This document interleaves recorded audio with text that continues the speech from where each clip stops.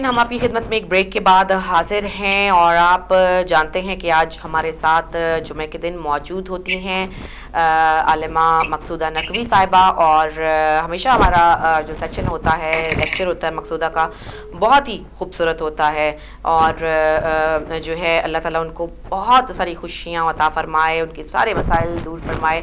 जिस तरह के नेक काम वो दिन रात अंजाम देती हैं और जिस तरह कुरान की तालीम को पिला रही हैं और हमारे लिए भी उस पर टाइम निकालती हैं, ये यकीनन जो है वो एक काबिल कद्र बात है। तो नाज़रीन, हम सलाम कहेंगे मकसूदा की खिदमत में और जो का आगाज़ करेंगे। अस्सलाम वालेकुम मकसूदा। वालेकुम सलाम व रहमतुल्लाह। बहुत शुक्रिया सिस्टर सर, अल्लाह आपको भी ज़िंदगी दे, हमेशा ऐसे ही मुस्कुराते रहें। बहुत शुक्रिया मकसूदा आपका भी कि आप जो है अपनी क्लास के बाद फ़ौरन हमारे साथ शामिल हुई। हमारा टॉपिक है आज हज आइन उम्मत साजी और जो है हम इस पर आज बात करेंगे। बात हम यहाँ से इसका आगाज़ करेंगे कि जिस तरह से हम देखते हैं कि मुझे ज़रा अपना माइक कहा जा रहा है कि मैं ठीक कर लूँ, क्योंकि उसमें से जो है वो ये आवाज़ बेहतर नहीं हो रही। उम्मीद है कि अब ठीक हो गया होगा। अभी भी थोड़ा जो है वो चलें, उम्मीद है कि अब ठीक हो गया होगा। ये आपसे पूछना चाहूँगी मैं मकसूदा के कैसे उम्मत की आइन साजी जो है वो हज बैतुल्लाह करता है या कर सकता है, या उसके अंदर उसका पूरा का पूरा जो है एक जो समझिए कि कोड पाया जाता है, क्योंकि हर साल करोड़ों लोग जो हैं वो हज पर जाते हैं, लेकिन उम्मत प्रैक्टिकली कहीं भी हमें दिखाई नहीं देती। बिल्कुल सही आपने कहा सिस्टर सर। मेरी आवाज़ ठीक से आ रही है ना? जी जी बिल्कुल आ रही है, बिल्कुल आ रही है मकसूद आपकी आवाज़। ये जो आपने बात की ना सिस्टर सर, मुझे लगता है बहुत ही हमारे लिए इम्पोर्टेंट बात है। हम हर साल हज करते हैं, या अगर हज पे जो लोग नहीं जा सकते, हमें पता है कि वो लोग आमान अंजाम देते हैं, कुर्बानियाँ करते हैं, फिर वो आमल करते हैं, मिलकर हम आमान करते हैं। लेकिन जो हमें चीज़ इसमें से लेनी चाहिए ना, वो की वजह से हम नहीं ले पा रहे। मैं एक कुरान की आयत की तरफ होंगे, फिर मैं रसूलुल्लाह सल्लल्लाहु अलैहि वसल्लम की तरफ होंगे, जिसमें रसूलुल्लाह सल्लल्लाहु अलैहि वसल्लम हमें बताते हैं कि हम जो है इस हज में से किस तरह से हम प्रैक्टिकली अपनी जिंदगी को बना सकते हैं और किस तरह से हम इसमें से उम्मत साजी हो सकती है। आल इमरान की आयत नंबर है 96 में अल्लाह इरशाद फरमाता है, इन्ना अव्वल बैत वुज़िअ लिन्नास लिल्लज़ी बिबक्कत मुबारक व हुदन लिलआलमीन। ये खाने काबा के लिए खुदावंद आलम फरमाता है सूरह आल इमरान में कि इन्ना अव्वल बैत, यानी ये लोगों सबसे पहला तुम घर बनाया ना, सबसे पहला घर बनाया गया था वो मक्का था। बक्का तो मुबारक, बक्का आपको पता है हथेली होती है ना, हमारी हाथ की हथेली मतलब कितना मक्का की मुझे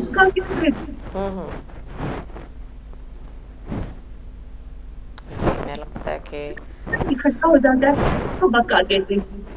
तो अल्लाह ने क्यों कहा कि ये बक्का तो मुबारक? खुदा कहता है ए लोगों, यहाँ एक उम्मत साजी की तरफ में लेकर आऊंगी तायत से, कि अल्लाह कहता है कि देखो तुम लोग एक जगह में आ जाओ, यानी एक मक्का जो है, जिस तरह से जब खुदावंद आलम ने जमीन और बनाया था उस दिन भी मैं कर रही थी, आयत कर रही थी, इससे बता रही थी कि तकरीबन मेरा शायद मुझे लगता है जो फायदा के साथ था वो मैंने बात की थी कि वही जो बिग बैंग है उसके बारे में बात कर रहे थे कि किस तरह से कुरान में इसका जिक्र है कि जमीन और आसमान एक थे, रतकना फतकना हुमा, सूरह हज में अल्लाह कहता है मैंने उनको जुदा किया। जब जमीन और आसमान जुदा हुए ना, फिर धुएं की तरह थे, फिर आहिस्ता आहिस्ता पानी हुआ, फिर पूरी चीज पानी थी। और पानी जो है खुदा ने पानी को हुक्म दिया कि सबसे पहले अब जमीन को जाहिर करो।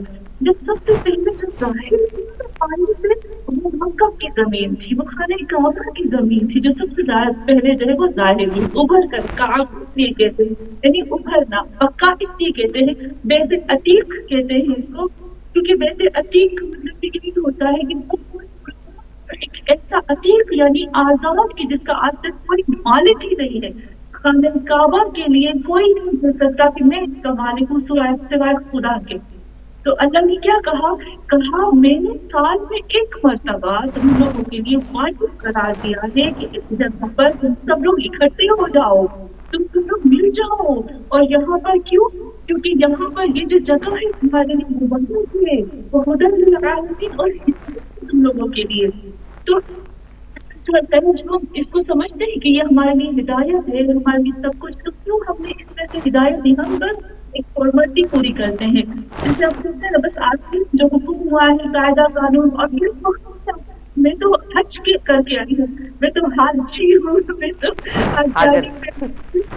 ہاں، اور رسول اللہ صلی اللہ علیہ وسلم کی اتنی خوبصورت بات ہے جو انشاءاللہ حجت الوداع، سب سے مظلوم ترین خطبہ. اسلام کی تاریخ میں جو مظلوم ترین خطبے ہیں نا، ان میں سے ایک خطبہ ہے حجت الوداع، مظلوم ترین خطبہ. محمد صلی اللہ علیہ وسلم ارشاد فرماتے ہیں، یا ایھا الناس، اعلان کرتے ہیں، یا ایھا الناس ان ربکم واحد. اس طرح آپ دیکھیں کہ اس کو میں انشاءاللہ کرتی ہوں، آپ عجب ہو جائیں گے کہ رسول اللہ کیا فرماتے ہیں، کیا یہ چیز ابھی ہمارے اندر موجود ہے؟ یا ایھا الناس ان ربکم واحد، اے وہ لوگوں آپ لوگ، ناس یعنی عجب بات ہے کہ جب میرے محمد صلی اللہ علیہ وسلم میں تشریح ہوگی، سب سے ہوگی، کیا آپ لوگ سوچ رہے ہیں کہ محمد صلی اللہ علیہ وسلم حجت الوداع پر جو پورا قرآن آ چکا ہے، پوری قاعدے قوانین آ چکے، جو حاجی حج کر کے آئے تھے، کیا ان کو رسول خدا نے یہ نہیں کہنا تھا کہ یا المؤمنون یا ایھا المسلمون؟ یہ کیوں رسول خدا کہتے ہیں یا ایھا الناس؟ ناس کے مقصود ہے نوس ہے، نوس کا مطلب ہوتا ہے بدل جانے والے، چینج ہو جانے والے. محمد صلی اللہ علیہ وسلم اپنے خود پر اشارہ کرتے ہیں کہ اے وہ لوگوں جو ابھی میں خطبہ دے رہا ہوں، لیکن بات جانے کے بعد فوراً آنکھیں پھیر لو گے، تم بدل جاؤ گے. اس لیے یا ایھا الذین آمنوا نہیں کہا، یا ایھا المسلمون نہیں کہا. تمام مسلمان تھے، تمام حج کر کے آئے تھے، حج تھے، لیکن ایھا الناس کے کر لوگوں کے دماغوں کو جھنجھوڑا. افسوس کی بات میں بات ہی نہیں ہوتی، جھنجھوڑا کہ تم لوگ بدل کے والے. اور پھر کیا فرماتے ہیں، ان ربکم واحد، تم لوگوں کا اللہ ایک ہے، ابا واحد، تمہارا باپ بھی ایک ہے نا. آدم کی اولاد میں سے ہو تم لوگ. کلکم لآدم وآدم من تراب، تم سب لوگ آدم سے ہی ہے. اور پھر کیا کہتے ہیں، وَإِنَّ أَكْرَمَكُمْ عِندَ اللَّهِ أَتْقَاكُمْ، تم میں سے سب سے زیادہ متقی اور تم سے سب سے زیادہ کریم، جس کو بہت برابر دی وہ یہ ہے، وہ جو متقی ہے. وَلَيْسَ لِلْعَرَبِ عَلَى الْعَجَمِ وَلَا الْعَجَمِ عَلَى الْعَرَبِ وَلَا لِأَحْمَرَ عَلَى أَسْوَدَ وَلَا لِأَسْوَدِ عَلَى أَحْمَرَ. پھر کہتے ہیں اِلَّا بِالتَّقْوَىٰ. یہاں رسول اللہ نے خوبصورت انداز میں بتایا کہ کوئی فضیلت نہیں ہے عربی کو اجمی پر، اجمی کو عربی کے اوپر، لال کو کالے پر، کالے کو لال پر، سوائے اس کے کہ جو اللہ کے سامنے تقویٰ اختیار کرے گا اور متقی بن کے تقویٰ کہ جو 24 گھنٹے الرٹ ہوتا ہے کہ کہیں سے میرے اوپر وار نہ ہو جائے، اپنے جسم کے لیے الرٹ رہنے والا اور اللہ کی ناراضگی سے اپنے آپ کو بچانے والا. تو جب ہم حج کے اس میں آتے ہیں نا، مراسم میں آتے ہیں یا حج کے دنوں میں آتے، چاہے ہم خانہ کعبہ میں ہو یا گھر پر ہو، یہ ہمیں بتاتا ہے کہ تم لوگ مل کر رہنا ہے. ہم مسلمان ہیں، آدم کی اولاد، ہم لوگوں کو تقویٰ اختیار کرنا ہے، اور جو برکتیں ہیں وہ سمیٹنی ہے، اور تقویٰ وہی بھائی چارہ قائم کرنا ہے، اس کے ساتھ جڑ کے رہنا ہے. یہ ہماری ہے. بحبل اللہ جمیعا ولا تفرقوا، سب مل کر رہو، اور پھر وہی کہ تفرقہ نہ کرو. افسوس کی بات ہے کہ جب واپس آتے ہیں تو وہی تفرقے، وہی دنیا داری، وہی چیزیں آ جاتی ہیں. کہاں کھانے کا اور کہاں اس کی جو پہلی مدد رہ جاتی ہے. بالکل ایسا ہی ہے کہ بہت تھوڑے عرصے تک ہم پہ اثرات رہتے ہیں. کوئی بھی جس بھی اس وقت روحانیت کے موڈ میں ہوتے ہیں، جب وہ انوائرمنٹ ختم ہو جاتا ہے تو بڑی جلدی ہم واپس اپنے پلٹ جاتے ہیں اپنے دوبارہ دنیاوی حرکتوں کی طرف. اچھا یہ بتائیے کہ کہ خطبہ حج کے کون سے اہم ترین اور ضروری پہلو ہیں؟ کیا ان میں فقط مسلمانوں تمام کے لیے یا صرف کہ جو دنیا کے باقی مظلومین ہیں اور دیگر جو عالمی مسائل ہیں دنیا کے، جیسے کہ مسلمانوں کے نظام معیشت ہیں، ٹیکنالوجی سے متعلق اہداف کا تذکرہ ہونا بھی اہمیت رکھتا ہے کیونکہ اس پہ کم بات کی جاتی ہے؟ کیسا ہونا چاہیے خطبے کو؟ سسٹر سے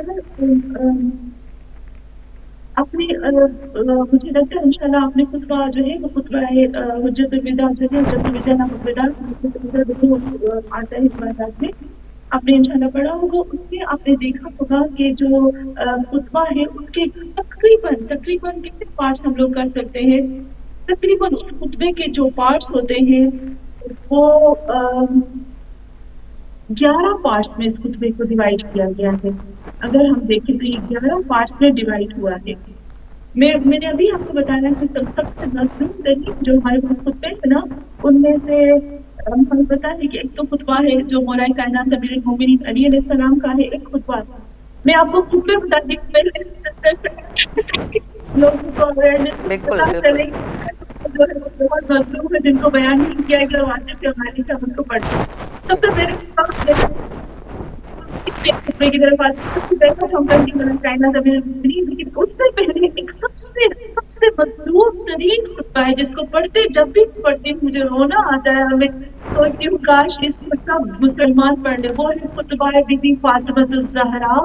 وہ خطبہ نہیں جو مسجد میں دیا تھا، وہ تو بہت عام ہو گیا، لیکن وہ خطبہ جو بی بی نے بستر پر دیا تھا اور جب رسول خدا اس دنیا سے چلے گئے تھے، تو جب رسول خدا کو دفنایا گیا تھا تو کچھ مزید سوال سے آنے کی اور بی بی فاطمہ الزہرا کے پاس، اور انہوں نے پوچھا کہ یا بی بی آپ کی رات کیسے گزری؟ تو پھر اس وقت جو بی بی نے خطبہ دیا نا، وہ پورا جو بھی کچھ ہو رہا ہے مسلمانوں کے ساتھ ہوگا اور کس طرح سے ہوگا، سارا بی بی نے اس خطبے میں بیان کر دیا ہے کہ کس طرح سے ہوگا۔ اور جو میں دیکھتی ہوں نا، جو خطبے میں پڑھتی ہوں، وہ سارا میں دیکھتی ہوں جو اے ٹو زیڈ ہو رہا ہے مسلمانوں کے ساتھ اور کیا ریزن ہے، یہ سب بی بی نے بتا دیا۔ تو سب سے مظلوم خطبہ وہ ہو گیا۔ یہ نا باتیں اس کا جو مظلوم خطبہ ہے وہ خطبہ ہے جو مولا سجاد سلام نے یزید کی دربار میں خطبہ جمعہ کے وقت دیا تھا۔ آپ کو پتا ہے ہم نے کیا کیا؟ اس خطبے کو ہم نے ٹکڑے کر دیا ہے۔ ہم نے جس طرح سے قرآن کے ساتھ کیا ہے نا، جہاں ہمیں مقصد کی چیز ملتی ہم لے لیتے اور جہاں ہمیں مقصد کی چیز نہیں ملتی ہم چھوڑ دیتے۔ پھر اس کے بعد جو میں کہتی ہوں سب سے مظلوم ترین خطبہ ہے، مظلوم ترین خطبہ ہے خطبہ حجت الوداع۔ اس کو ہم نے کیا کیا؟ جس مسلمان کو جو پارٹ اپنے فائدے میں لگا اس نے وہ پارٹ نکال دیا، باقی جو پارٹ ان کے فائدے میں نہیں لگا اس کو چھوڑ دیا۔ بھائی کیوں آپ چھوڑ دیتے ہیں؟ میں آتی ہوں خطبے کے پارٹس کی طرف کہ میرے محمد صلی اللہ علیہ وسلم نے اس خطبے میں حجت الوداع کے خطبے میں رسول خدا صلی اللہ علیہ وسلم نے کیا ارشاد فرمایا۔ سب سے پہلا جو پارٹ ہے خطبے کا، یہاں پر رسول خدا نے فوراً نہیں کرنا تھا، جس طرح سے ہمیں کہتے ہیں نا، میری آواز ٹھیک سے آ رہی ہے نا؟ جی بالکل ٹھیک آ رہی ہے مسئلہ جی۔ جس سسٹر صاحب سب سے پہلے علیہ وسلم نے اس خطبے میں سب فرمایا، سب سے پہلے کہا توحید کی بات کی۔ جب رسول خدا صلی اللہ علیہ وسلم کے اوپر آیت نازل ہوئی، یا ایھا الرسول بلغ ما انزل الیک من ربک فإن لم تفعل فما بلغت رسالته، یہاں پر رسول خدا نے فوراً جو بات کی خطبے میں وہ ساری باتیں سب سے پہلے اللہ کی توحید کی طرف ہمیں لے آئے۔ توحید اللہ کی پوری حمد و ثنا کر کی۔ کیوں ہم جب خطبے پڑھتے ہیں تو اس میں اللہ کی توحید کا ذکر نہیں آتا؟ ہمارے لیے واجب ہے کہ ہم پہلے اللہ کی توحید کا بات کریں اور پھر اس کے بعد میرے محمد صلی اللہ علیہ وسلم نے خطبے کے اندر اللہ کی گواہی دی، تشہد پڑھا کہ میں گواہی دیتا ہوں اللہ کے بارے میں، اور پھر اس کے بعد جو میرے محمد صلی اللہ علیہ وسلم جو تیسرا پارٹ ہم آتے ہیں اس میں عجب ہوں اس بات پر کہ رسول خدا صلی اللہ علیہ وسلم نے فوراً یہ نہیں کہا کہ اے لوگوں، تم لوگوں کے اوپر واجب ہے کہ تم کائنات امیر المومنین علیہ السلام کی طرف آؤ، لیکن پہلے توحید کی بات کی، پھر تشہد یعنی گواہی تھی اللہ کی، شہادت دی اشہد ان لا الہ الا اللہ وحدہ لا شریک لہ، اس میں چونکہ تشہد کی بات ہے تو میں ابھی تھوڑا سا اس بات کو ایڈ کرتی ہوئی جاؤں کہ جیسے ہم لوگ حج کے مراسم میں آتے ہیں نا تو میں تھوڑا سا ہٹتی ہوں اپنے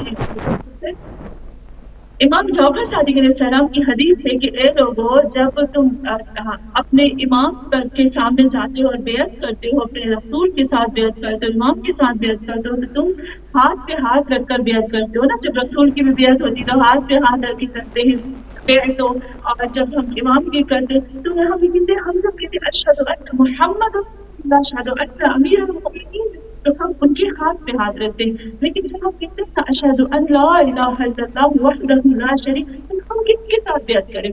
تو اتنا خوبصورت سسٹرس ہے میرے امام جعفر صادق علیہ السلام کہ اے لوگ جب تم خانہ کعبہ جاؤ نا حجر پر ہاتھ رکھ کر حجر اسود پر ہاتھ رکھو اور وہاں پر بیعت کرو.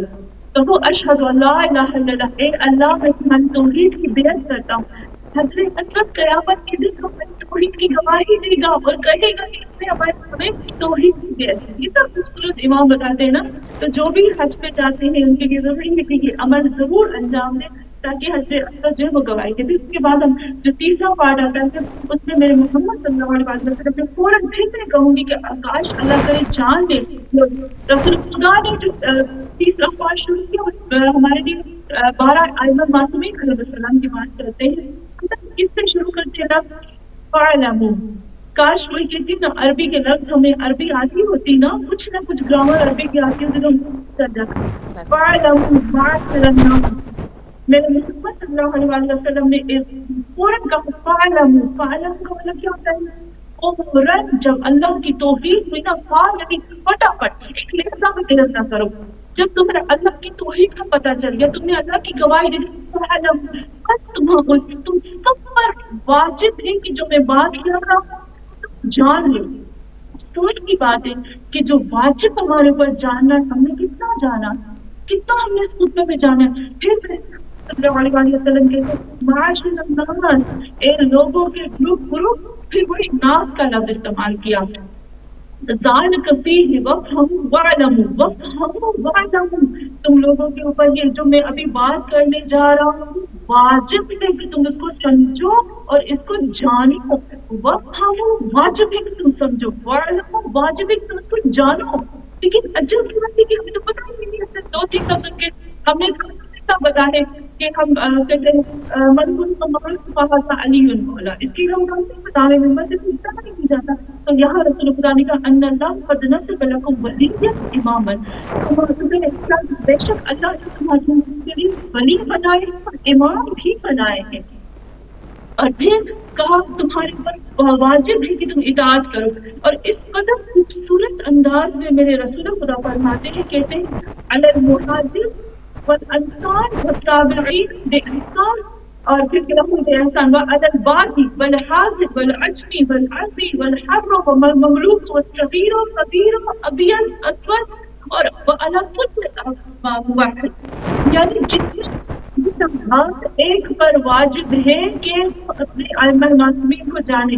اور اس سے پہلے سسٹر صاحب رسول خدا نے کہا قرآن کے لیے بار بار قرآن کے لیے کہا قرآن کو نہ چھوڑو. اللہ نے تم گواہی دو کہ تمہارے پاس میں قرآن ٹھیک سے پہنچا ہے تمہارے پاس پہنچ گیا تم اس کو نہیں چھوڑو گے. سب نے ہاتھ کی. رسول خدا نے پھر اپنے ائمہ معصومین علیہ السلام کی بات کی. پھر اس کے بعد مولا کائنات امیر المومنین علیہ السلام کی بات کی. پھر چوتھے پارٹ میں رسول خدا نے مولا کائنات امیر المومنین علیہ السلام کے ہاتھوں کو بلند کیا تھا. پہلے پارٹ میں نہیں کیا تھا. پہلے توحید بتائی پھر اس کے بعد قرآن کے بارے میں بتایا گواہی دی تشہد پڑھا قرآن پھر اہل بیت کا ذکر کیا 14 معصومین کا ذکر کیا. چوتھے میں آ کر کہا علی نے اس وقت ہاتھوں کو بلند کیا. اور پھر یہاں پر مولا کائنات امیر المومنین کی بات کی. پھر 5واں پارٹ جو اس کا آتا ہے میں جلدی سے بتا دیتی ہوں کیونکہ مجھے پتا ہے کہ ایسا بار بار بیان نہیں ہو پاتا نا. تو پھر 5ویں پارٹ میں بتاؤں گی سب سے گواہی دی تاکید کی بار بار کہا علی کو نہیں چھوڑو گے نا علی کو نہیں چھوڑو گے نا نہیں اس کو کبھی نہیں چھوڑنا. اس کا یہ وہ جو ناصر الدین ہے وہ بہت کچھ بولا مولا کائنات کی، اور آج تک یہ بڑا بہت مجھے خوشی بھی ہوئی اور عجب رونا بھی آیا اس بات پہ کہ رسول خدا نے فرمایا میرے بعد جو کچھ لینا، یہ حبیب خدا محمد صلی اللہ علیہ وسلم کے الفاظ ہیں جو سب مسلمانوں کے پاس موجود ہے، کہا میرے بعد جو بھی کچھ لینا وہ علی سے لینا۔ اور پھر مزے کی بات آتی ہے، خود بتاتے ہیں کہ علی کی صلب میں سے ہی باقی جتنے بھی 11 امام آئیں گے وہ علی کی صلب میں سے ہی ہوں گے، وہ سب کے سب علی کے ہی ہوں گے۔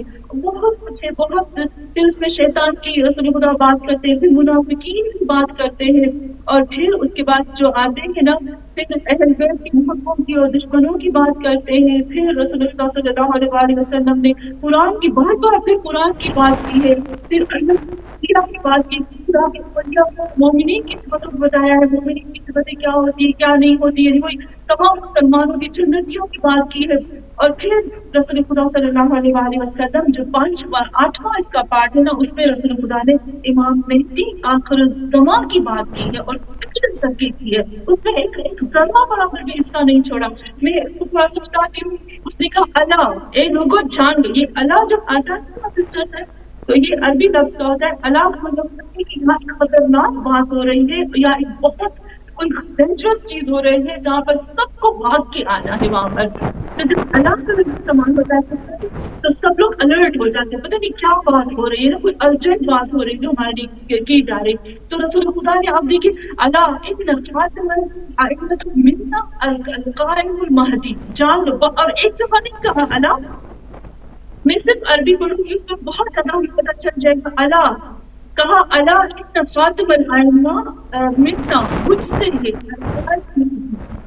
اللہ اتنا على الدین، اللہ اتنا منتقم من الظالمین، اللہ اتنا فاتح العصور وحادمها، الا انه غالب كل قبيله، الا انه المدرك، الا انه الناصر، الا انه الغراق، الا انه يسلم كل ذي فضل، الا انه خيرة الله، الا انه الوارث، الا انه المصبر، الا انه الرشيد، الا انه المقبض، الا انه قد بشر، الا انه الباقي حجة ولا حجة بعده، الا انه لا غالب، الا انه ولي الله۔ یہ میں تھوڑا صرف پڑھ رہی، صرف اللہ کی لفظ پڑھ رہی۔ اب دیکھیے میرے محمد صلی اللہ علیہ وسلم نے بہت کچھ بتایا کہ یہ مہدی وہ چیز آتی ہے۔ پھر اس کے بعد جو ہے وہ بیعت کرنے والوں کی باتیں کی کہ بیعت کرنے والے کو، پھر اس کے بعد ہے کہ یہاں جو ساری چیزیں آ گئی تھی نا سسٹر صاحب کی توحید آ گئی، نبوت، امامت، سب کچھ آ گیا، قرآن کی باتیں، رسول خدا جو ہے وہ حلال اور حرام کی بات کرتے ہیں۔ پھر اس کے بعد اگر سائنس کی ٹیکنالوجی کی بات کرتے ہیں، پھر اس کے بعد آ کر بتاتے ہیں زمین کے بھائی چارے کو، اور پھر یہاں آ کر بتایا کہ ان الحج والعمرہ من شعائر اللہ، یہ اللہ کی نشانیوں میں سے ہے اور اللہ کی شعائر یعنی ابھارنے کے لیے تم لوگوں کو تم دوڑ کے اللہ کی طرف چلے جاؤ۔ تو یہاں پر ہم نے دیکھا کہ رسول اللہ صلی اللہ علیہ وسلم نے اس خطبے کے اندر جو ہے وہ پھر دوبارہ جو جن لوگوں سے بیعت لی تھی ان سے بات کرتے ہیں، اور پھر میرے محمد صلی اللہ علیہ وسلم نے رہتی جو حلال تھا، جو حرام تھا، جو واجب تھا، جو مستحب تھا، جو ٹیکنالوجی ہے، جو سائنس ہے، جو ہماری ترقی کے لیے چیزیں آتی ہیں، ان سب کو بتایا، اور پھر مسلمانوں کے اندر جو ہے وہ بتایا کہ کون سے مسلمانوں کو کس طرح سے ایک مسلمان کے ساتھ رہنا چاہیے، ایک عورت کے ساتھ کیا حقوق ہے۔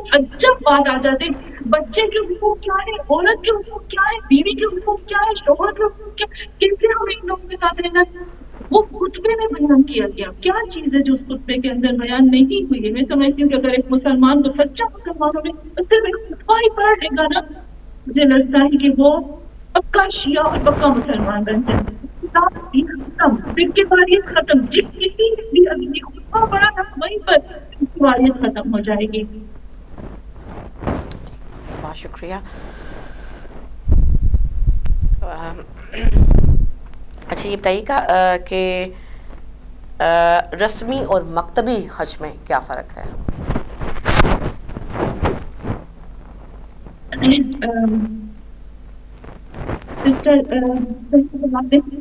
رسمی اور مکتبی کا میں شعر پڑھوں گی نا تو ہماری کلیئر ہو جائے گی، مجھے آپ کو بہت اچھا لگے گا وہ شعر۔ देखिए एक शेर मुझे बहुत अच्छा लगता है, इखलास तो यकीन मेहर व वफा सब रस्मी बातें हैं, ठीक है? इखलास तो यकीन मेहर वफा सब रस्मी रस्मी बातें हैं, हर शख्स खुद की मस्ती में बस अपनी खातिर जीता है। वाह तो वाह। जब हम हज की बात तो हज की बातें हैं ना, हज की जो रस्म और रिवाज जो एक रिवाज की तरह ना एक फॉर्मेलिटी करते हैं। फिर माँ बाप ने कहा भाई नाम होगा, हज करके अल्लाह के घर को छूम के आ गए, ये रस्म और रिवाज है। मकसद क्या है कि जब मैं लौटू ना, जो मैं गई हूँ ना, मैं वो जो मैं गई थी और मैं जो वापस आऊँ ना, उसमें और जो जाने में आने में जमीन आसमान का जब फर्क आ जाता है ना, तो मुझे लगता है कि ये मकसद ही होता है जो मेरी रूह के ऊपर असर करेगा, मुझे वापस नहीं करते वाक़ई हज का मतलब हज की जो मीटिंग होती है ना, वो बहुत नहीं जाती है। हुज्जतुल्लाह भी कहते हैं ना, इमाम जी जी आइमा मासूमीन अलैहिस्सलाम को हुज्जतुल्लाह कहते हैं। तो मैं इसको थोड़ा-सा खोलूँ अगर हमारे पास टाइम है तो? ज़रूर ज़रूर। जी, ताकि हमारी और चीज़ क्लियर हो जाए ना। बिल्कुल बिल्कुल। हज की बरकत है हजजा और हजजा हुज्जत इसी में से निकला है। हज की 2 मीनिंग होती है, एक होता है किसी कस्ब करना, मकसद करना, किसी को अपना मकसद बनाना, किसी मकसद की तरफ जाने को भी हज कहते हैं। और दूसरी जो असल मीनिंग होती है वो होती है हज का मतलब होता है ट्रैफिक। बहुत ज़्यादा जहाँ पर ट्रैफिक जमा हो जाती है ना, उसको कहते हैं हज। तो यहाँ पर कहते हैं कि हज का मतलब होता है कि जिस जगह जो अल्लाह के घर में तमाम मखलूकात का जमा होना, वो हज कहते हैं। यानी एक जगह पर सारी मखलूकात जो है वो सारी इंसान, मैं इंसान की भी बात करूंगी, जितने भी मुसलमान हैं वो जमा हो गए हैं ताकि एक दूसरे के साथ जुड़ सके, ताकि एक यूनिटी हो जाए, ताकि उनको एक दूसरे के साथ जुदा ना हो सके। और हम कहते हैं ना इमाम आइमन मासूमीन अलैहिस्सलाम को कहते हैं हुज्जतुल्लाह। हुज्जतुल्लाह का मतलब हुज्जत, ये थोड़ा-सा पावरफुल वर्ड हो जाता है। इससे इसका मतलब होता है हुज्जत का मतलब होता है कि कायनात की तमाम मखलूकात जहाँ पर जमा होती है और वहाँ से अपने मकसद मुश्किलात को हल करके, और हुज्जत उसे कहते हैं जहाँ पर तमाम मखलूकात जमा होकर अपने खालिक के मकसद को, अपने खालिक के हराम और हलाल, वाजिब मुस्तहब जानती है, उस चीज को, उस जगह को हुज्जत कहते हैं। तो इसलिए आइमा मासूमीन अलैहिस्सलाम को हुज्जत कहते हैं कि कायनात की तमाम मखलूकात हम सब उनके पास जाते हैं और बताएं कि हमारा रब क्या कह रहा है ना, हमारे रब का मकसद क्या, हमसे क्या चाहता है, हम क्या अपने रब के लिए कर सकते हैं, इसलिए उसको हुज्जत कहते हैं। तो यहाँ पे वही इखलास है कि महल वफा सब रस्मी रस्मी बातें, हर शख्स खुद ही की मस्ती में बस अपनी खातिर जीता है। हज के लिए जब जाए तो दूसरों का ख्याल करे, पड़ोसियों का ख्याल करे, जो वहाँ पर लोग हैं उनका ख्याल करे। वापस आकर एक लेसन जरूर लेना कि ए अल्लाह तेरी मखलूक को हमने कैसे देखा। छोटी सी बात कहूँगी सिस्टर, शायद मेरे दिल को चुभती है, मेरे दिल को बहुत छू जाती है। जब मोहम्मद सल्लल्लाहु अलैहि वसल्लम मेराज पर गए, एक आलिम ने कहा, हमारे पास थोड़ा टाइम है, मैं ये बात जी भी है, काफ़ी टाइम है हमारे पास अभी। अच्छा, एक बहुत बड़े आरिफ थे, आरिफ बिल्लाह थे, वो बहुत बड़े, जिसे कहते हैं ना बहुत बड़े आरिफ बिल्लाह थे। ये बात मुझे दिल को बहुत लगती है। मैं वही कहती हूँ कि अगर हमने रस्मी और मकसदी हज में थोड़ा सा फर्क देखना है तो हम यहाँ से देख सकते हैं। वो कहता है मैं हैरान हूँ मोहम्मद सल्लल्लाहु अलैहि वसल्लम जिस जात पर जो कि महबूब खुदा है, जो जिसको अल्लाह ने कहा तुम मेरे महबूब हो, और जब मेराज पर बुलाया ना तो अल्लाह ने कहा आज मेरी ईद का दिन है, क्योंकि हजरत जिब्राइल को खुद खुदा ने कहा था, ए जिब्राइल आज मेरी ईद का दिन है, मेरा महबूब मेरे पास है, तुम्हें मांगना है मुझसे मांगो। तो यहाँ पर वो आरिफ कहता है कि मैं हैरान हूँ मोहम्मद सल्लल्लाहु अलैहि वसल्लम जमीन से आसमान पर गए, सिदरतुल मुंतहा तक पहुंच गए। कहते हैं ना काब कौसैन का फतदल्ला धना फतदल्ला, करीब से करीब से करीब से करीब, इतने करीब हो गए कि काब कौसैन तक पहुंच गए। यहाँ पर रसूलुल्लाह सल्लल्लाहु अलैहि वसल्लम इस कदर ऊपर चले गए और फिर भी जमीन पे वापस आ गए। अगर मैं होता तो कभी भी वापस ना आता, वो आरिफ बिल्लाह कहते। लेकिन मोहम्मद सल्लल्लाहु अलैहि वसल्लम को जो चीज वापस लाई ना वो ये थी, जब मेराज से ऊपर जाते हैं ना तो कहते हैं उम्मती, पहला लफ्ज उम्मती, आसमान पे पहुंचते उम्मती, सिदरतुल मुंतहा पर पहुंचे उम्मती, जाते से लेकर वापस आए सिर्फ मोहम्मद सल्लल्लाहु अलैहि वसल्लम वापस आए उम्मतियों के लिए। تو وہ کہتے ہیں کہ محمد صلی اللہ علیہ وسلم کا عشق دیکھو. تو کیا ہم یہ جو حج کی مراسم ہیں ان سے کیا یہ چیز نہیں لے سکتے ہیں کہ ہم ایک دوسرے کے لیے محبت کریں, ایک دوسرے کے لیے اخلاص اور یہ ساری چیزیں لے آئیں؟ تو یہ رسم و رواج.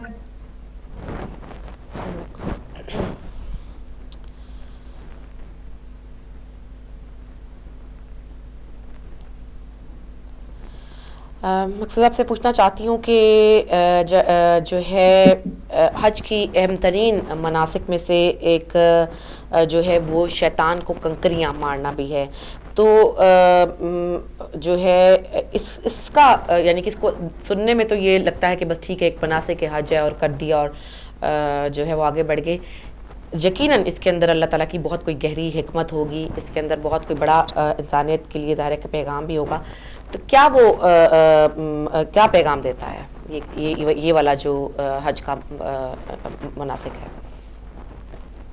جی بیسیکل جسے ہم کہا گیا ہے کہ شیطان کو کنکریاں ماری جائیں, تو ہمیں بتا دیں کہ ہر نبی نے شیطان کو کنکری ماری تھی نا. حضرت حاضرہ نے بھی ماری تھی, حضرت ابراہیم نے بھی ماری تھی, حضرت عیسیٰ نے بھی اس طرح سے کیا تھا. حضرت عیسیٰ کے لیے بنتا ہے شب حاضرہ کے لیے کچھ تعریف کو ملتا ہے کیونکہ انبیاء نے اس طرح سے ماری تو ہمارے لیے بھی یہ بن گئی. لیکن اگر ہم اس کی ڈیپتھ میں جاتے ہیں نا تو سسٹرز اس کے اندر ہمیں بہت بہت بہت زیادہ گہرائی ملتی ہے.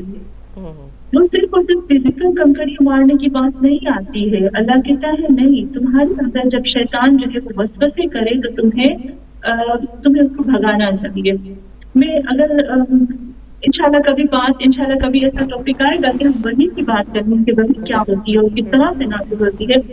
تو دیکھیں وحی کی دو قسمیں ہوتی ہیں. ایک ہوتا ہے الہام. قرآن میں وحی کو جب کہا گیا نا, نے دیکھا ہوگا خداوند عالم کہتا ہے کہ شیطان جو ہے وہ وحی کرتا ہے. شیطان وحی کرتا ہے اپنے ولیوں کو, یعنی اپنے دوستوں کو, اپنے چاہنے والوں کو جو وحی کرتا ہے. تو وحی تو یہ جو انبیاء کی کوئی وحی نازل ہوتی ہے وہ تو وحی ہوتی ہے, لیکن جو شیطان وحی کرتا ہے یا جو ہمیں پتہ اللہ نے شہد کی مکھی کے لیے کہا ہے کہ میں نے وحی کی ہے کہ تم پہاڑ اوپر جگہوں پر جا کر گھر بناؤ, یا جس طرح سے ہم دیکھتے ہیں کہ حضرت موسیٰ کی ماں کو اللہ نے کہا تھا کہ میں نے ان کو وحی کی تھی کہ تم اپنے بچے کو باکس میں ڈال دو. تو اس طرح سے شیطان بھی ہم لوگوں کو وحی کرتا ہے. وحی یعنی الہام. یہ جو وحی ہوتی ہے نا, یہ جو ابھی میں نے 3 وحی بتائی, یہ الہام ہوتا ہے. الہام کی 2 قسمیں ہوتی ہیں. میں اس کو کلیئر کرنا چاہتی ہوں کیونکہ بہت زیادہ لوگ مجھ سے سوال پوچھتے ہیں کہ کیا ہے, اس کو آپ کلیئر کرو. الہام کی 2 قسمیں ہوتے ہیں. ایک ہوتا ہے الہام ربانی, ایک ہوتا ہے الہام شیطانی. شیطان جو ہمیں الہام کرتا ہے, ہمارے کان میں پھسڑ بولتا ہے. تو خداوند عالم نے خود قرآن میں کہا, اور سورہ ناس اور سورہ فلق میں بتاتے ہیں نا, وہ آتا ہے ہمارے اوپر وسوسے سورہ ناس وسوسے کرتا ہے. تو کیا یہ جب ہم اس کو دھتکارتے ہیں نا سسٹرز, کہ جو ہم میرے پاس ابھی وسوسہ کرے گا اور میں کہوں گی نہیں یہ غلط ہے اور میں اس کے ساتھ فائٹ کروں گی, میں اس کو دھتکاروں گی, اصل یہ ہے کنکری مارنا. اللہ نے بتا دیا کہ جس طرح سے تم حج کے مراسم میں کنکری مارتے ہو, اس طرح سے اپنے روٹین میں, اپنے روزمرہ کی زندگی میں جب بھی تمہارے پاس شیطانی الہام ہو تو تم اس کو کنکری مارو. اچھا یہاں پر ایک چیز مجھ سے میں نے بتایا, مجھ سے سوال ہوتا ہے کہ شیطانی جو الہام ہے ربانی ہوتا ہے, الہام شیطانی میں فرق کیا ہوتا ہے؟ ہمیں کیسے پتا چلے کہ یہ ابھی شیطان نے الہام کیا ہے یا ہمیں خدا کی طرف سے الہام ہے؟ کیونکہ الہام تو ماں کو, جیسے خدا کہا کہ میں تمہارے پر الہام کرتا ہوں, یہی وہی بھیجتا ہوں, تو ماں کو تو اللہ کرتا ہے الہام. تو مجھے کیسے پتا چلے کہ یہ شیطانی ہے یا ربانی ہے؟ تو یہاں سب سے پہلے اس چیز کو نوٹ کرو, ہر وہ چیز جو خدا کے خلاف چلی جائے نا وہ الہام شیطانی ہوتا ہے. ہر وہ چیز جو اللہ کے عین مطابق ہوتا ہے وہ الہام ربانی ہوتا ہے. تو یہاں خدا ہمیں ایک طرح سے بتاتا ہے کہ کنکریاں مارنا میں نے حج کے مراسم میں اس لیے رکھا کہ زندگی میں جب بھی شیطانی تمہاری ایک کنکری سے, تمہارے ایک دھتکارنے سے, تمہارے ایک دھکا دینے سے وہ بھاگ جائے گا. خدا نے قرآن میں کہا شیطان کا ہیرا بہت کمزور ہے, بہت کمزور, بہت ڈرپوک ہے, تبھی تو چھپ کے حملہ کرتا ہے. انسان تو بہت مضبوط ہے. اس کا پروف شیطان سب سے زیادہ کمزور ہے. جب جہنم میں شیطان اور وہ جو شیطان کے چاہنے والے ہوتے نا وہ ساتھ میں رکھا جائے تو پورے قوموں میں یاد رکھ کہ جو جہنمی ہوگی نا, کیونکہ وہ شیطان کے ساتھ ہی گے اس وقت ظاہر ہوگا شیطان. پتہ ہے سسٹر صاحب مجھے یہ بات اتنا مجھے تکلیف دہ ہوتی ہے, مجھے کچھ ہوتا ہے جب میں قرآن پڑھتی ہوں ایسی آیتیں آتی ہے تو جہنمیوں کے ساتھ جب وہ شیطان ظاہر ہوگا وہ جہنمیوں کے لیے سب سے زیادہ تکلیف دہ چیز ہوگی. اللہ سے کہیں گے اللہ تمہیں جو تکلیف دینی ہے دے, اس شیطان کو ہٹاؤ, کیونکہ وہ ظاہراً بیٹھ کر پانی مارے گا اور اذیت دے گا, زبانی اذیت دے گا. اس وقت اللہ سے وہ کہیں گے, وہ جو جہنمی ہوں گے وہ اللہ سے کہیں گے اللہ اس نے ہمیں گمراہ کیا تھا, جو میں نے بنایا. شیطان اللہ کو کہے گا اے اللہ یہ لوگ جھوٹ بول رہے ہیں, ولا تلومونی تم مجھ پہ ملامت نہ کرو, خود پہ ملامت کرو, میں نے تمہیں فورس نہیں کیا تھا, میں نے تمہارے گن پٹی پہ گن نہیں رکھی تھی, میں نے فورس میں دعوت دی, تم نے قبول کر لی, اس میں میرا کیا قصور ہے. تو جب بھی یہ ہلکی پھلکی شیطان کی جنبش ہوتی ہے نا, حرکت ہوتی ہے اور ہمارے کانوں میں وسوسے کہتے ہیں ہم وہی دھتکار دیں اور اس کو نہ کریں, یہ اللہ بتاتا ہے کہ یہ کرو, کسی طرح کرتے ہو. یہ اس کی ایک ہم کہہ سکتے ایک فلسفہ ہے. بہترین.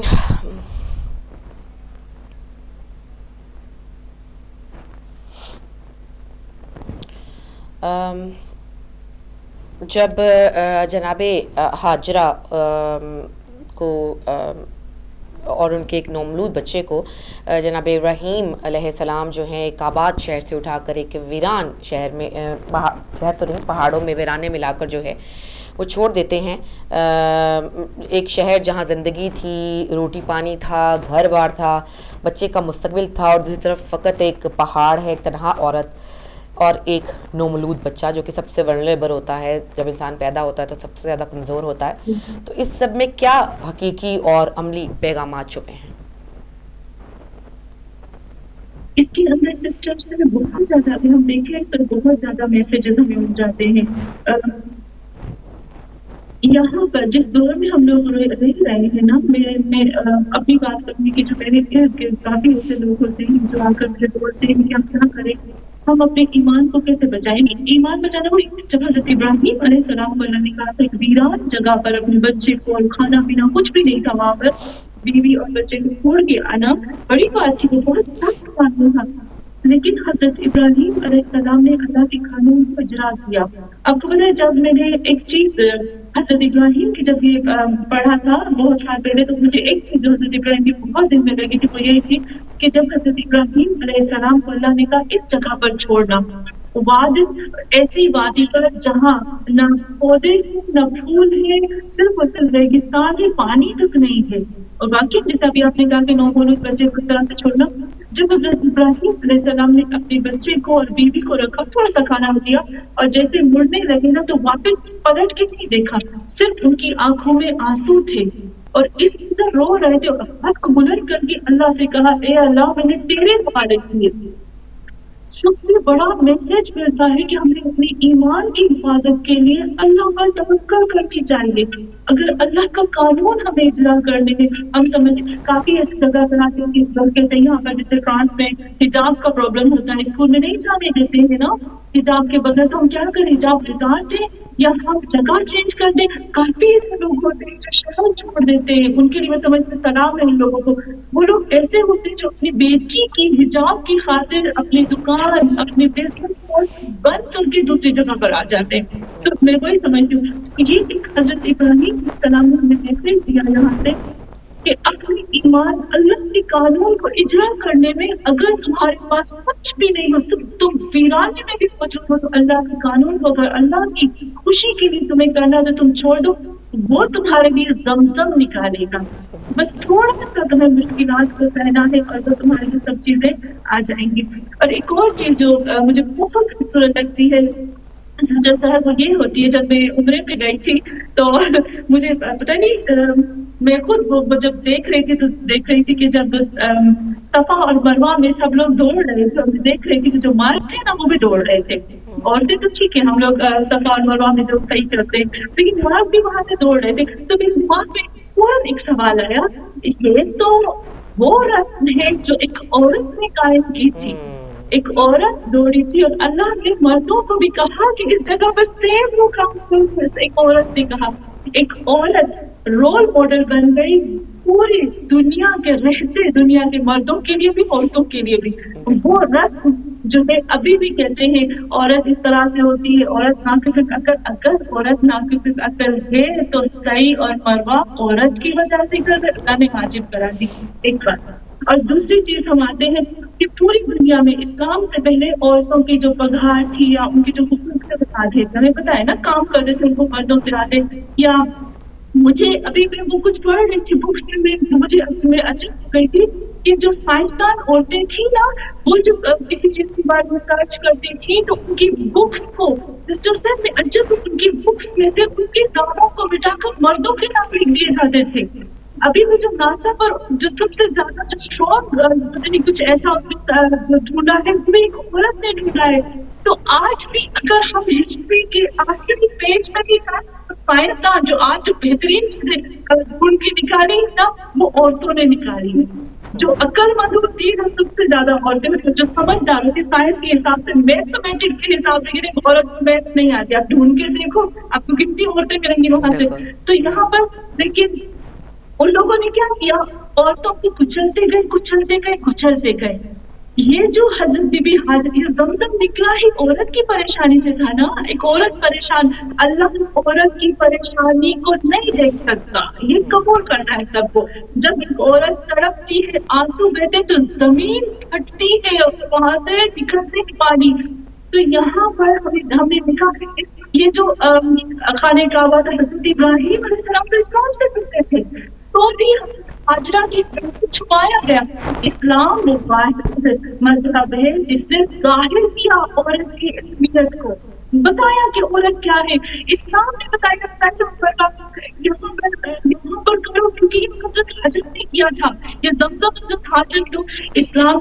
اگر ہم دیکھیں تو جتنے بھی جو بھی عورتیں کہتی ہیں کہ یہ ہے، کافی ہوتے ہیں جو بہت زیادہ ایسی باتیں ہوتی ہیں وہ جو مارچ میں بھی ہوتا ہے، تو اگر دیکھا جائے تو ان لوگوں کو دیکھیں کہ اسلام نے ابھارا، اسلام نے عورت کو عزت دی، اسلام نے بتایا کہ عورت کی اہمیت کیا ہوتی ہے۔ تو یہاں پر صحیح مروا آب زمزم کی خبر بتاتا ہے کہ اللہ عورت سے محبت کرتا ہے، تو ہمیں بھی عورت کو ناقص العقل نہیں کہنا چاہیے۔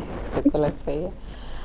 اچھا مسعودہ، کیا ہم بھی آج اپنے اسماعیل کو خدا کی راہ میں قربان کر سکتے ہیں، اپنی محبوب ترین چیزوں کو، اپنی محبوب ترین عادتوں کو جن سے ہم کمفرٹ حاصل کرتے ہیں، تو کیسی روح اور قلب اس کے لیے درکار ہوتی ہے؟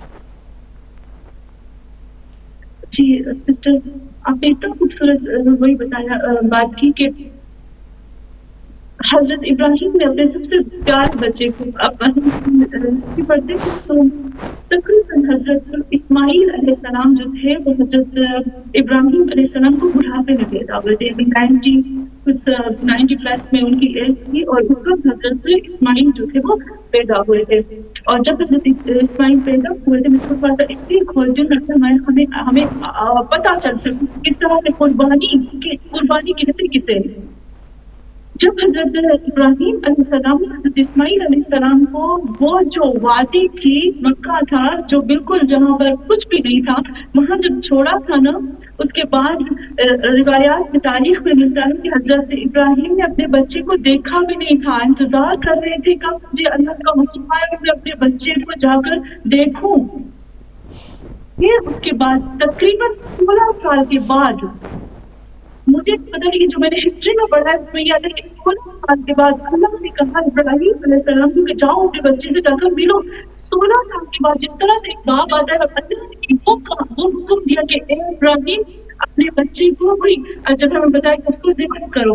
16 سال کے بعد ایک باپ اپنے بچے سے پچھلی مرتبہ ملتا ہے، اور وہ بھی کس حالت میں چھوڑا، باپ بھی تڑپتا ہے، ماں بھی تڑپتی ہے، اور وہ بچہ بھی تڑپتا ہے اپنے باپ سے ملنے کے لیے۔ اور پچھلی مرتبہ باپ اپنے بچے کا ہاتھ پکڑ کر لے کر جاتا ہے، اچھا بابا کہاں لے کر جاتے ہو، کہا اللہ کا حکم ہے کہ تمہارے گلے میں چھری پہنو۔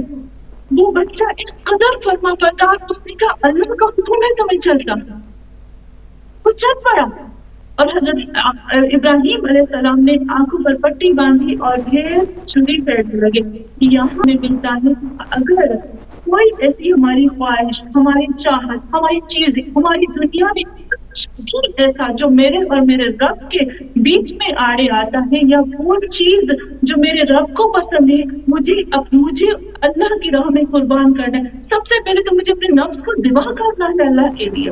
ये हज का मतलब क्या है कि मुझे अपने नफ्स को, वो नफ्स जो मुझे दुनियावी चीजों की तरफ लेकर जाता है, वो नफ्स जो मुझे अल्लाह और उसके रसूल और कुरान और अहल बैत और ज़िक्र और इमाम हुसैन, इन सब चीजों से मुझे दूर करता है, मुझे उस नफ्स को ही ज़िबा कर देना चाहिए। क्यों मुझे उससे दूर करता है? तो सबसे पहले तो यही चीज आती है कि हमें अपने नफ्स को ज़िबा करना है। बिल्कुल, यही सबसे ज़्यादा इम्पॉर्टेंट है। और बस हमारे पास अब तकरीबन 8-9 मिनट रह गए हैं। उसमें मैं आपसे ये पूछना चाहूँगी कि क्या हज अज़ ख़ुद एक इनकलाबी जद्दोजहद और इबादत है, और जो हमारी जो मफ़हूम है ज़िंदगी का और मौत का, उसको बदल देती है? आप इस बारे में क्या कहेंगी? अगर हाँ, वाक़ई सही बात है। क्योंकि एक चीज़ तरह को अंदर आना चाहती हूँ इसके लिए। देखिए सिस्टर सहर, हज जो है वहाँ पर सब लोग जमा होते हैं, हर दुनिया के हर मुसलमान आते हैं। तो अगर हम खुद देखते हैं, अगर हम इस हज के दौरान यूनिटी कायम करते हैं, ये एक इनकलाब आता है ना। अगर हम इनकलाब, 2 तरह का इनकलाब होता है। आपने शहीद बुदारी की जरूर बुक पढ़ी होगी, जिसमें शहीद बुदारी इनकलाब की जब बात करते हैं तो इनकलाब की 2 किस्में होती हैं। एक इनकलाब होता है जो ज़ाहिरी लोगों में होता है, एक इनकलाब होता है खुद इंसान के रूह के अंदर, जब भी हमने कहा कि नफ्स को ज़िबा करना। एक इनकलाब ये होता है कि अपने अंदर जो है वो इनकलाब करना। तो जब हम हज पे जाते हैं, जब हम हज के मरासिम करते हैं, सब मुसलमान जब एक जगह पे जमा होते हैं, तो वही बात आती है कि अपने आप को इस तरह से करना चाहिए। क्योंकि मुझे नहीं समझ में आता मैं किस तरह से उन अल्फाज को बयान करूँ कि जब हम मक्का में जाते हैं, हम जाते हैं जब खाने काबा में, तो हमें सब लोगों के साथ इस तरह से बिहेव करना चाहिए, इस तरह से पेश आना चाहिए कि उन लोगों को हमसे मोहब्बत हो जाए, ना कि जुदाई है, ना कि तफरका है। उनके अंदर ये एहसास आता है, एक तरह का इनकलाब कि उनके दिल हमारी तरफ आ जाए। हम शियों को इस तरह से बिहेव करना चाहिए, इस तरह से उनसे मोहब्बत, जो चीजें उन लोगों को नहीं पसंद हमें नहीं करनी चाहिए। अगर हम जिद, हरदर्मी, इंसानी चीजों को छोड़ देना, तो सिस्टर सर मुझे लगता है मैं बहुत शॉर्ट में बता रही हूँ कि अगर हमने वो बिहेव किया, वो उनसे मोहब्बत की, वो चाह के उनको गले से लगा लिया, अपना समझा, तो मुझे नहीं लगता कि वो दिन दूर है कि बीबी फातिमा ज़हरा का जरी बने, उनका मिंबर बने, उनका हम कह सकते हैं ना हरम बने। वो दिन दूर नहीं है कि हमारी माँ ज़हरा का भी हरम बन जाए। तो यही सबसे बड़ा जिद्दोजहद तो यही होता है कि जब हम वहाँ जाते हैं तो उनको दिखाएं कि हम भी आपके जैसे, हम भी मोहब्बत के, हम भी कुरान पढ़ो, सब एक है, ना कि हम जुदा जुदा हैं। क्यों हमें जुदा समझा जाए? बिल्कुल सही बात, बिल्कुल ऐसा ही होना चाहिए, और यही यूनिटी है, और अल्लाह की रस्सी को मजबूती से थामे रखना। बस आपसे आखिरी एक सवाल करूँगी कि अमली ज़िंदगी में हज का एहया जो है वो हर माशरा, अफराद, अक़वाम अपने ऊपर कैसे कर सकते हैं? कैसे अपने आप को अमली ज़िंदगी में जो है इन आयन जो है हज ने हमें एक दिया, उसको अपने ऊपर जो अप्लाई कर सकें? जी सिस्टर, हम जब कुरान पढ़ते हैं ना, वही कुरान की तरफ जब मैं आती हूँ तो कुरान की काफ़ी आयतें होती हैं। हज का मतलब वही होता है कि मरासिम, कुछ रस्म होती हैं, कुछ नमाजें होती हैं, कुछ ज़ियारतें होती हैं, कुछ वही हजर अस्वद को छूना होता है। ये सारी चीज़ें क्या हैं, हमें कदम ब कदम पूरी जिंदगी का लेसन देती है। अब तो पता है मीकात में अजब हो गई थी, क्योंकि मेरी एक आदत होती है कि जब भी मैं कहीं जाती हूँ, ज़ियारत पे जा रही हूँ, किसी भी जगह पर मैं जाती हूँ, तो फिर पहले उसके बारे में पूरा देखती हूँ कि उसके कदम ब कदम मुझे पता होना चाहिए कि इसकी क्या है, अंदर उसकी गहराई क्या है। मैं बहुत काम करके फिर जाती हूँ। तो जब हम मीकात में, जहाँ 5 जगह ऐसी है जहाँ पर हम एहराम बांधते हैं, शुरू वहाँ से होता है हमारा। मैं वहाँ से स्टेप बाय स्टेप आना चाहूंगी। हमारा जो हज का जो होता है, जब हम एहराम बांधते हैं, तो आप देखो सब चीजें हमारे ऊपर हराम हो जाती है ना। कुछ ऐसी चीजें होती है, आईना देखना, ये सारी जो हमें पता नहीं कि हज के दौरान कौन सी चीजें सब हराम हो जाती हैं। ठीक है, پھر اس کے بعد میں وہ عجب ہو گئی کیوں یہ 5 جگہ ایسی ہے جہاں سے ہم لوگ احرام باندھتے ہیں. تو مجھے بہت کچھ ملا اس کے بارے میں کہ رسول خدا صلی اللہ علیہ وسلم نے اپنی ازواج کے ساتھ یہاں سے کیا تھا. بالکل اس کے لیے رسول خدا نے فرمایا تھا, ان لوگوں کو رسول خدا نے فرمایا اس جگہ سے.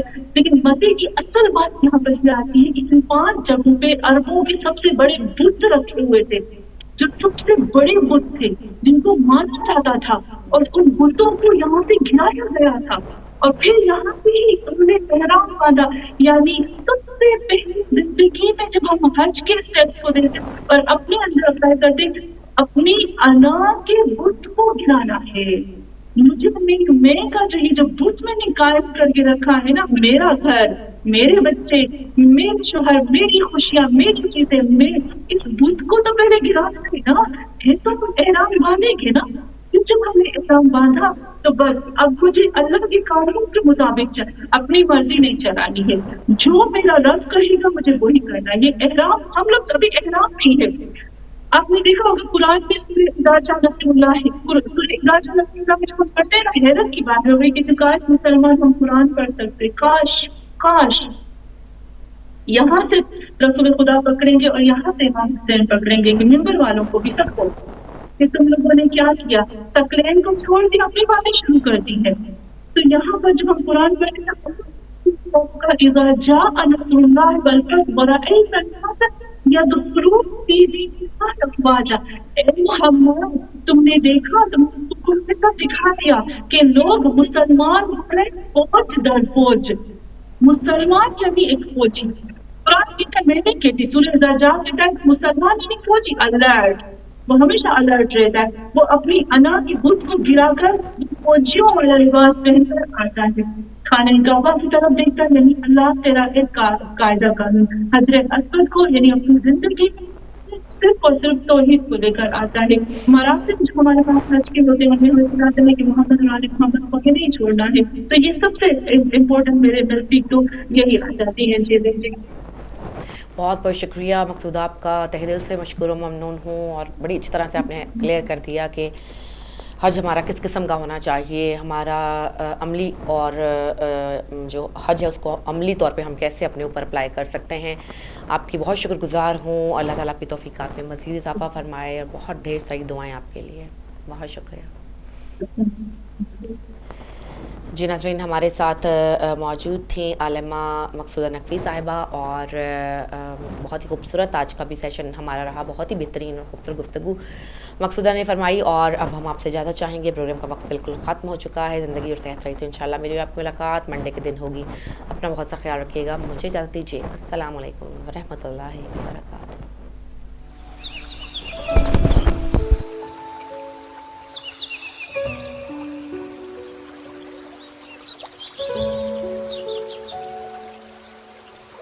Thank you.